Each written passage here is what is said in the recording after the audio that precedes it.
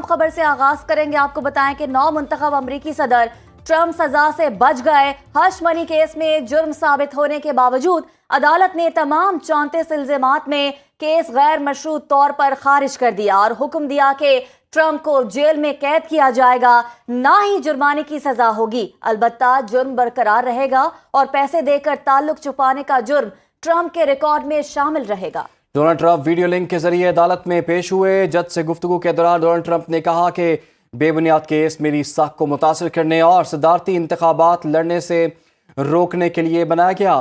جج نے Donald Trump کے دوسرے دور صدارت کا عہدہ سنبھالنے پر نیک خواہشات کا اظہار کیا. ٹرمپ 20 جنوری کو اپنے عہدے کا حلف اٹھائیں گے. مزید جانتے ہیں واشنگٹن میں موجود اپنے نمائندے ماجد صدیقی سے. جی ماجد، کیس کی کیا تفصیلات ہیں آپ کے پاس؟ جی عمران، آج ریاستہائے متحدہ امریکہ کی سب سے بڑی خبر، یا آپ یوں کہیے کہ ایک تاریخی فیصلہ آیا ہے جس کے تحت نو منتخب امریکی صدر ڈونلڈ ٹرمپ ہش منی کیس میں سزا سے بچ گئے ہیں. تاہم کورٹ کے فیصلے کے مطابق ان کا جو جرم ہے وہ ریکارڈ میں برقرار رہے گا. نیو یارک کی فوجداری عدالت میں آج ڈونلڈ ٹرمپ کو سزا کے حوالے سے جو سماعت ہوئی تھی اس میں جج نے کہا کہ ٹرمپ کو جیل میں قید نہیں کیا جائے گا اور نہ ہی ان پر کوئی جرمانہ ہوگا.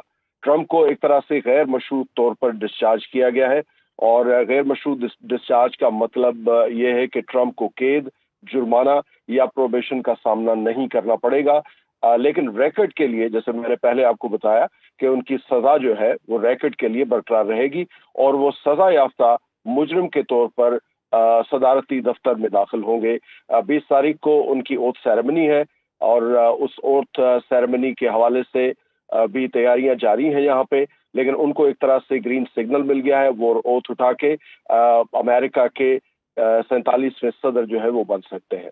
جی تو ماجد، نہ تو انہیں قید ہوگی اور نہ ہی کسی قسم کی کوئی سزا ہوگی، تو جیسے کہ آپ بتا رہے ہیں صرف ریکارڈ کے لیے ان کو سزا سنائی گئی ہے، تو اس کا پھر امپیکٹ کیا دیکھ رہے ہیں آپ؟